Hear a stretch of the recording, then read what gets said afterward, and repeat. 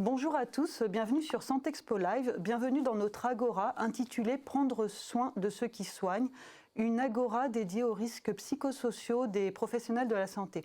Avec moi pour traiter de ce sujet, donc Catherine Cornibert, qui est docteure en pharmacie, qui est également en charge des actions et de la communication de l'association Soins aux professionnels de santé, et Philippe de Normandie qui est en duplex. Philippe qui est conseiller santé pour MNH NES et également chirurgien orthopédique. Sur le plateau, nous avons également Mathieu Letellier qui est facilitateur graphique. Il va mettre des dessins sur nos mots. Comme nous l'avons tous vu dans les médias, les professionnels de santé ont été ultra sollicités depuis le début de la crise sanitaire. Étudiants réquisitionnés, des congés annulés, des gardes allongées, un stress accru, car au début de la pandémie, il y avait par exemple peu de masques, peut-être pas assez de lits, aussi une anxiété d'être contaminé, de contaminer ses proches. Ils sont vraiment en première ligne. Aujourd'hui, on va s'intéresser aux conséquences de tout cela sur leur santé physique et leur santé psychologique. On va essayer d'identifier les causes et d'aller aussi vers les leviers d'amélioration, vers les solutions que l'on peut proposer.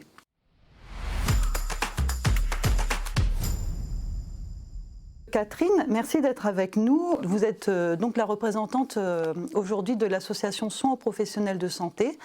Par rapport à votre activité dans cette association, vous avez dû constater, je suppose, des dégradations de la santé des professionnels de santé. Est-ce que vous pouvez nous en parler ?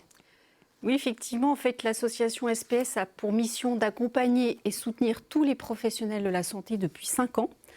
On a une plateforme nationale d'écoute qui est ouverte 24 heures sur 24, 7 jours sur 7, qui est anonyme et confidentielle et qui permet de voir un petit peu le baromètre en fait, de l'état de santé des professionnels de la santé.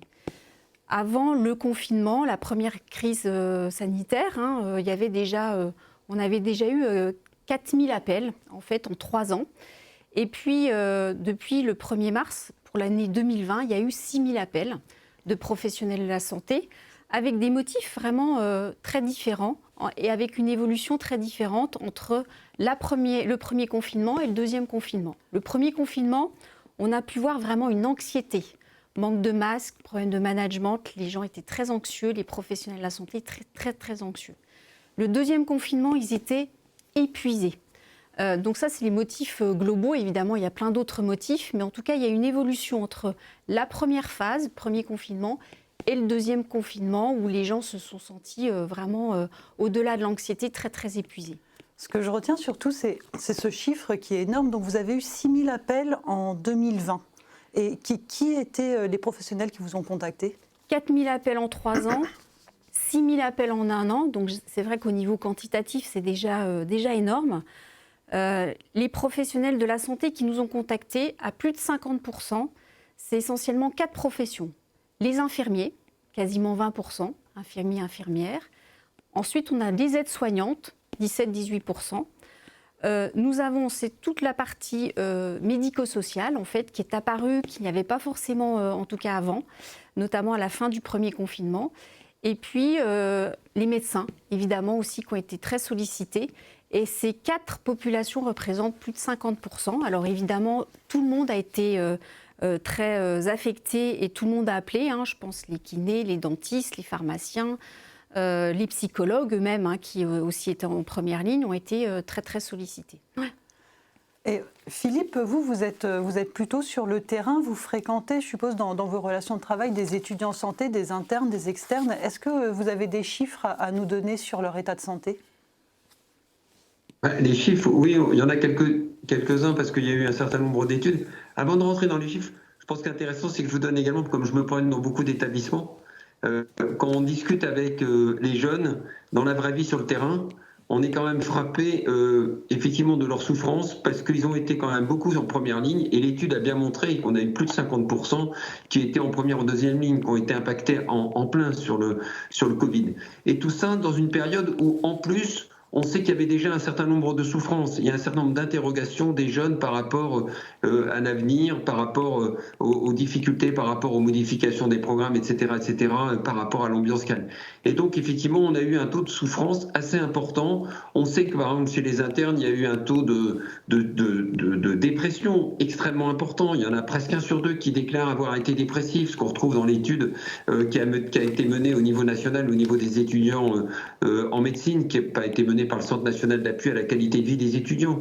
Donc on se retrouve avec un taux très important de souffrance et jusqu'à en fait un certain nombre qui expriment très bien le fait qu'ils ont été obligés de prendre des médicaments et surtout qu'ils sont entrés dans une augmentation des psychotropes avec une augmentation de la consommation d'alcool. Donc oui, il y a eu une tension, mais en même temps, il faut quand même, je pense que c'est important de dire qu'ils sont en souffrance et en même temps de remercier encore tous ces jeunes qui ont eu un exercice extraordinaire, et je pense particulièrement tous ceux qui ont accepté d'aller intervenir dans le secteur médico-social auprès des aînés ou des personnes vivant avec un handicap. Bien sûr, c'est vrai qu'on les remercie, ils ont eu un rôle vraiment important pendant cette crise. On sait en fait, je pense qu'on a fait le constat que les étudiants en santé étaient dans l'incertitude face à leur avenir, qu'ils manquent de contacts sociaux notamment. Ils accumulent une fatigue qui est physique et psychologique.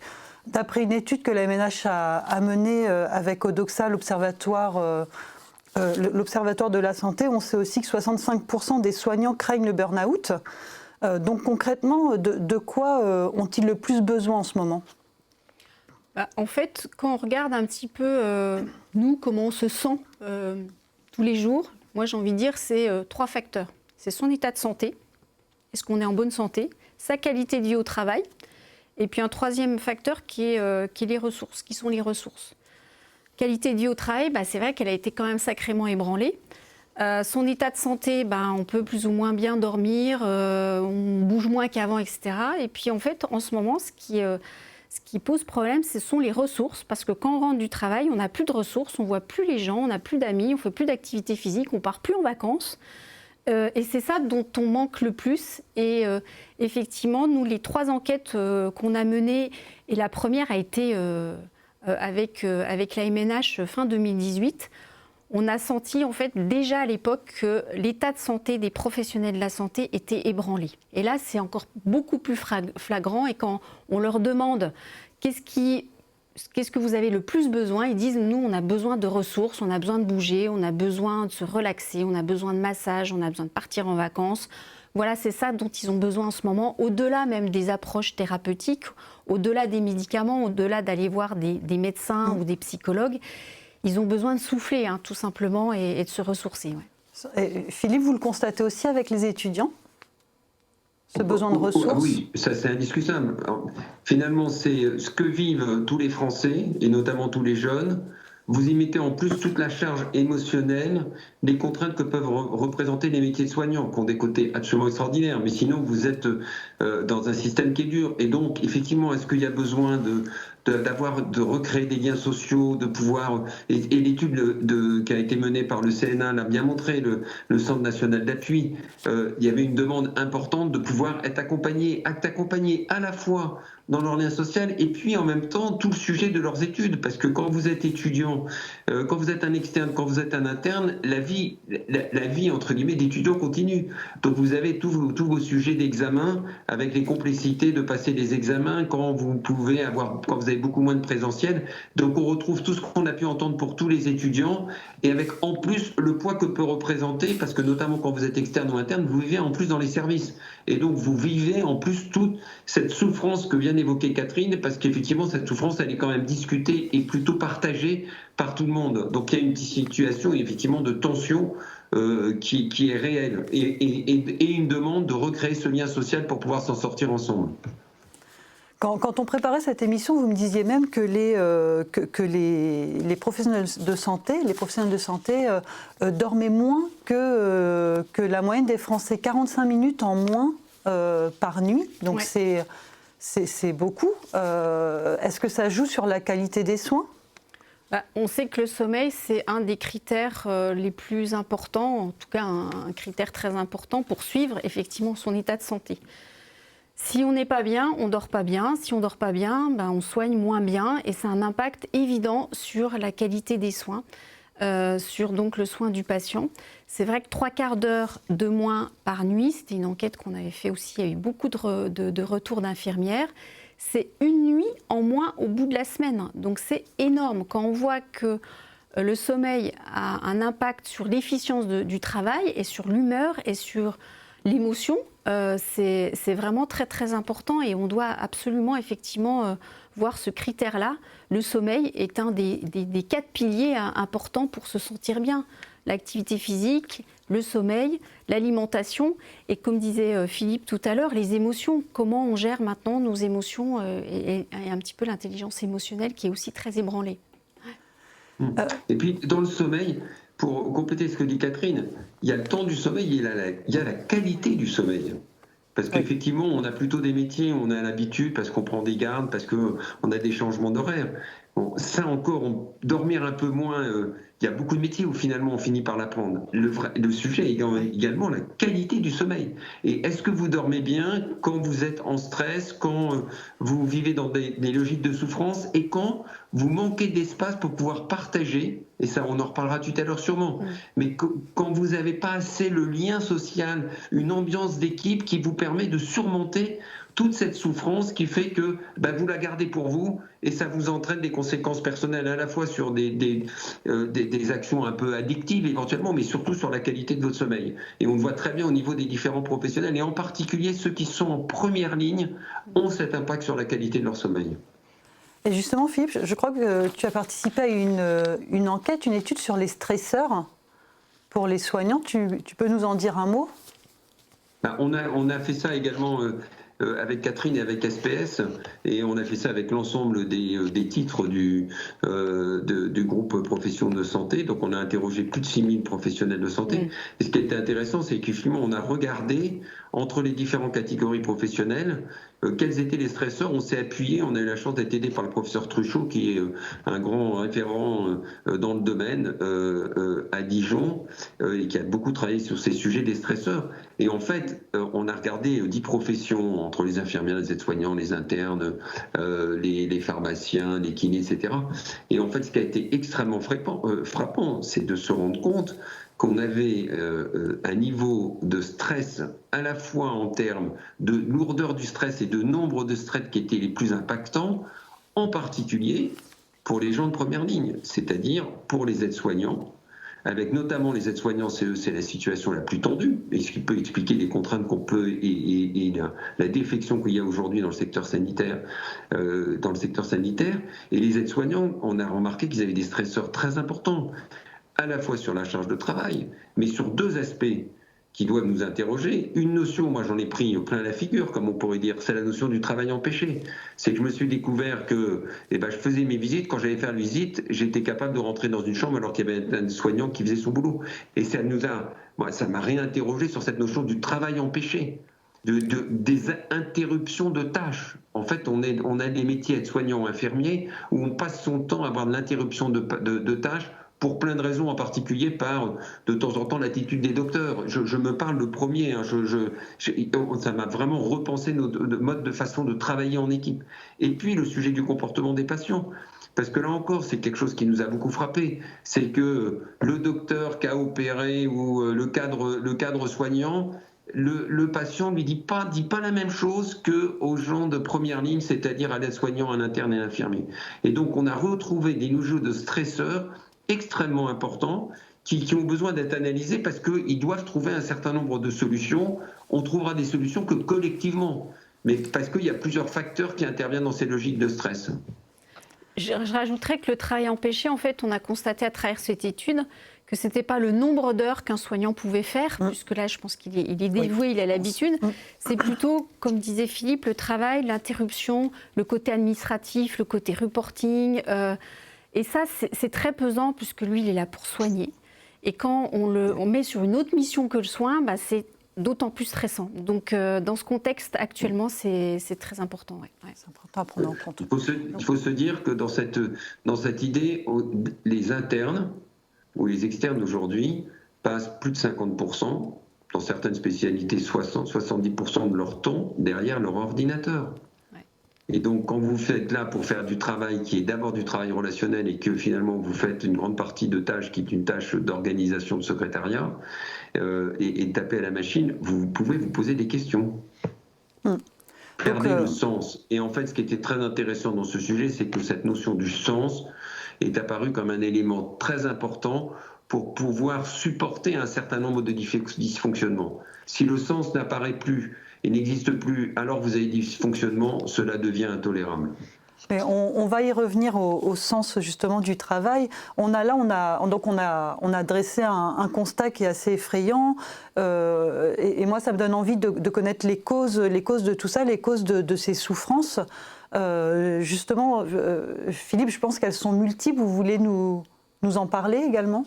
Je pense qu'avec Catherine, on peut vous faire part un peu de ce qui ressort. Je viens de parler du sens. C'est sûr qu'il y a un moment donné, il faut marcher sur les deux pieds. On ne peut pas marcher sur une vision d'organisation administrative ou économique. On l'a bien vu avec le Ségur. On a envie, il faut redonner du sens. Le sens, c'est d'abord le métier. On a besoin de marcher sur nos deux jambes, certes de l'économie, mais d'abord le métier. Donc il faut redonner du sens. La perte de sens, c'est de loin ce qu'il y a de plus insupportable. Si vous avez du sens, vous êtes prêt à vous défoncer. Et regardez la première phase du Covid, l'énergie exceptionnelle des soignants.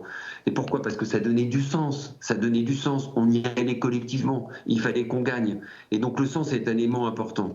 Je pense que le deuxième élément au jour d'aujourd'hui dans les constats, c'est des problèmes de perte de ces notions d'équipe. On a transformé des cadres en gestionnaires administratifs au lieu en faire des gestionnaires d'équipe. Je caricature. Les docteurs, on les a enfermés dans des logiques, là encore, d'économie d'administration. On ne les a pas formés, on ne les a pas accompagnés. On n'a pas considéré qu'un docteur, il y en a certains qui savent faire du management et d'accompagnement et pas d'autres.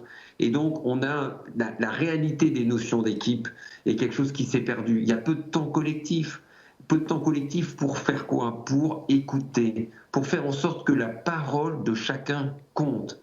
Et je pense que l'élément le plus important qui me frappe dans ces notions d'équipe, c'est le fait qu'il y a des personnes qui ne peuvent pas parler, qui n'expriment pas. Est-ce qu'on demande à un aide-soignant qu'on va changer tel matériel ? Est-ce qu'on lui demande son avis ? Est-ce qu'on lui demande ses usages ? Est-ce qu'on demande à un interne ? Est-ce qu'on fait parler ? Est-ce qu'on a du temps avec les uns collectivement et individuellement ? Manifestement, c'est pas suffisant au jour d'aujourd'hui. Et on le voit bien dans toutes les revendications. Il n'y a pas que des revendications financières. Il y a d'abord cette revendication du sens, de la parole, de cette notion d'équipe et de se recentrer sur son métier pour pouvoir relibérer du temps pour être dans le métier. Moi, je rajouterais même la reconnaissance. Philippe a parlé du sens. Moi, la première phase, en tout cas le premier confinement, il y avait un esprit de solidarité qui était énorme aussi de la part de la population pour les soignants.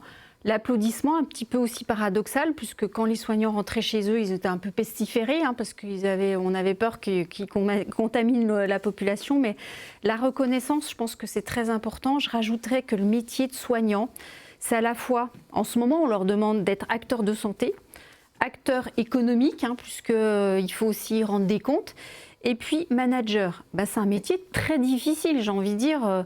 On est soit manager, soit acteur de santé, soit acteur économique. Un soignant, on leur demande d'être un peu tout ça à la fois. J'ai envie de dire, on ne l'a pas formé pour ça. À chaque fois, ce sont des métiers. Et là, c'est un petit peu compliqué. Et quand on est en période de crise, en fait, tout s'accélère. Et c'est vrai que le management a été très critiqué. C'est pas un jugement en soi, c'est parce que quand on est dans une gestion de crise, les valeurs changent et les gens n'ont plus le temps effectivement de parler parce qu'ils sont dans un tourbillon et les gens souffrent au fait du manque de communication. Donc ça, c'est aussi c'est très important, la perte de sens, la perte de reconnaissance qui fait que les gens ne sont pas pleins sur la charge de travail, mais plutôt sur la qualité en fait du travail et la qualité de relation avec les autres. Je pense aussi... dans la qualité de relation avec les autres, il y a un élément important qu'il faut accepter également de mettre sur la table, c'est que le comportement des patients a changé. On a des patients qui sont de plus en plus sachants, qui, dès que vous avez quelque chose, sont sur Internet.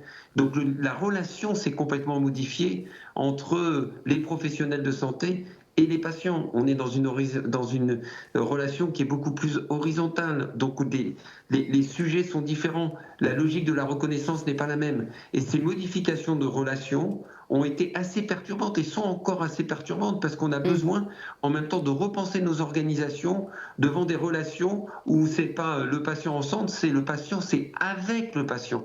Et avec le patient, forcément, ça re-questionne nos pratiques. Je pense qu'il y a aussi un autre facteur, c'est l'évolution professionnelle qui s'est tarie. Hein. Tu me disais, Philippe, qu'il y a de moins en moins d'aides-soignantes qui passent infirmières. Et c'est vrai que nous, une étude qu'a menée la MNH, on sait que 74% des personnels hospitaliers pensent ne pas disposer d'évolution professionnelle intéressante pour l'avenir. Donc je pense que ça va dans la perte de sens, également. Tu as raison, il y a même aussi une étude là, qu'avait fait l'Ordre des infirmiers qui montrait que quasiment, en tout cas à plus de 40%, les infirmiers souhaitaient changer de métier. Donc c'est quand même un critère quand même, c'est incroyable. C'est-à-dire que quasiment 1 sur 2 se disent moi je ne vais pas continuer mon métier d'infirmière parce que je souffre, parce que j'en peux plus, parce que c'est intolérable, parce que j'ai plus de vie de famille, parce que j'ai plus de ressources. Et si réellement il y en a 1 sur 2 quasiment qui change de métier, j'ai envie de dire, ça va être compliqué quand même, hein, parce que déjà qu'en ce moment, il y a des difficultés organisationnelles. Là, il y a peut-être moins de vocation. Oui, on voit même que l'absentéisme crée beaucoup de burn-out parce que les personnes qui restent dans un service, du coup, elles ont une surcharge de travail qui fait qu'il y a une désorganisation. Et il y a eu beaucoup d'absentéisme aussi, notamment au mois de septembre-octobre. Ouais. Donc, oui. Enfin, ce sujet de la promotion professionnelle, c'est vrai que c'est un sujet majeur. On a arrêté la pompe. Combien aujourd'hui d'auxiliaires peuvent devenir aides-soignantes qui peuvent devenir infirmières? Il y a plein de questions. Enfin, je faisais partie du groupe de Myriam El Khomri. Il y a eu beaucoup de propositions sur ce sujet. Il faut se préoccuper de ce sujet de la promotion professionnelle. Et je voulais également dire qu'il y a un chiffre aussi qui m'a frappé. On parlait des étudiants en médecine, il y a des étudiants dans les autres professions. C'est le problème de la sinistralité. Enfin, on parlait des arrêts de travail. Comment peut-on accepter que le taux de sinistralité chez les auxiliaires de vie ou les aides-soignantes qui travaillent dans le secteur sanitaire ou médico-social soit aujourd'hui de plus de 100, alors que pour la moyenne générale en France, donc c'est 100 pour 1000 personnes, que la moyenne en France c'est 33 et le BTP c'est 64. C'est que c'est les professionnels de santé qui ont un taux de sinistralité le plus important, sans parler du taux des suicides. On a vu que les médecins, notamment les jeunes, rejoignaient le taux des suicides des agriculteurs qui est le plus gros en France. Donc c'est vrai que ces chiffres-là sont des chiffres qui forcément nous réinterrogent tous collectivement et sur la nécessité qu'il faut prendre le taureau par les cornes pour essayer d'avancer. Il y a un certain nombre de choses qui ont été proposées par le gouvernement, on y reviendra. Maintenant, c'est vraiment une urgence. Sinon, il y a un vrai manque de soignants et on commence à le vivre. Alors voilà, on a dressé le tableau, on a fait un constat, on a identifié quelques causes. Donc ce tableau est assez inquiétant. Mais aujourd'hui, voilà, une fois qu'on a dit tout ça, une fois qu'on a identifié ces causes, je pense qu'il y a des solutions, il y a des leviers. Vous en êtes des acteurs d'ailleurs. Catherine, par exemple, que vous pouvez nous parler de ce que fait SPS. Oui, je dirais que les leviers, ils vont être à la fois collectifs et individuels. Je vais juste commencer par peut-être les leviers individuels. La solution aussi, elle est un peu en nous.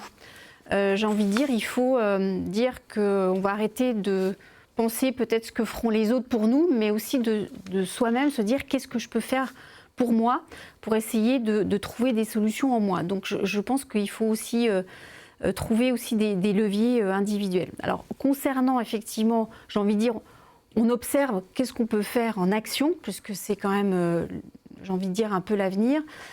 Nous, c'est vrai qu'à l'association, on a une plateforme, on a un réseau national qui prend en charge médicalement en fait, les personnes qui ne vont pas bien. Mais je pense que l'enjeu, c'est aussi, en tout cas, la prévention. C'est qu'est-ce qu'on peut offrir aux professionnels de la santé pour qu'ils évitent d'être vulnérables et qu'ils évitent d'être en mauvaise santé. Alors à notre niveau, j'ai envie de dire, on ne peut pas aussi tout régler en tant qu'association, mais on propose déjà depuis et avant la crise sanitaire, depuis début 2019, des actions de prévention autour de la gestion du stress, autour de tout ce qui est activité physique, alimentation, émotion, addiction, on en a parlé, prévention du suicide. En fait, on fait des ateliers de prévention pour essayer de repérer, de prendre en charge et aussi de prévenir la vulnérabilité.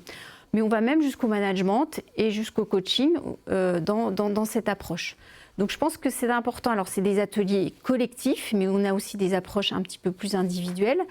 Et on est passé à la fin de l'année 2020 à ce qu'on organise quasiment mardi, mercredi, jeudi en ce moment, en visioconférence, qu'on a appelé des IJAD, journées d'ateliers dynamiques et d'échanges, sur ces ateliers-là avec des experts pour proposer en 1 heure de temps une sensibilisation au yoga, à la respiration, à l'activité physique, à l'hypnose, à la méditation, à l'art-thérapie, à la musicothérapie, peu importe à la limite.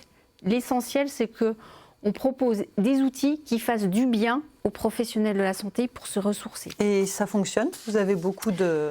Oui, alors on a fait un pilote avant la fin de l'année. On a été très surpris, on a organisé 12 ateliers, on avait entre 10 et 100 participants par atelier. Et là, du coup, on va en organiser 90 pour toute l'année 2020, plus des journées entières. Et là, les gens, 100% satisfaits, 100% recommandent. Donc j'ai envie de dire, c'est une petite goutte, j'ai envie de dire, dans tout ce qu'on pourrait proposer à l'ensemble des professionnels de la santé. Et j'oublie pas aussi les étudiants, puisque on a ouvert évidemment notre plateforme aux étudiants en santé. Demain aussi, je pense aux étudiants pour essayer de les soutenir, pour essayer de leur apporter une aide complémentaire.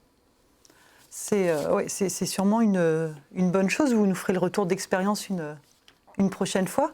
Et Philippe, toi, tu travailles plus, tu développes les médecines complémentaires alternatives, il me semble. Oui, j'ai beau être chirurgien et taper sur le marteau et de faire des choses, des activités, comme on appelle, du dur. Il n'y a pas que la médecine allopathique dans la vie, il faut avoir une vision plus holistique. Donc effectivement, je me suis intéressé aux médecines complémentaires. Juste avant de les développer, je voudrais juste compléter par rapport, parce que tu disais comment faire. Moi, je pense que, et par rapport à ce que disait Catherine, qui dit il faut savoir se prendre en main. Moi, je pense que dans cet esprit-là, on voit bien qu'il y a beaucoup de choses qui doivent s'améliorer, mais il y a 2 éléments que je voudrais insister. C'est accepter de parler, libérer la parole. Quand ça ne va pas dans un service, il faut le dire, il faut en parler, parce que garder tout pour soi, c'est compliqué, et si on ne peut pas le faire dans un service, il faut trouver un lieu où on est capable d'aller en parler. Donc je pense que c'est important et je dis aux étudiants, souvent je les trouve trop discrets, pas assez, comme un nombre de fois je leur dis, vous n'êtes pas assez révolutionnaires.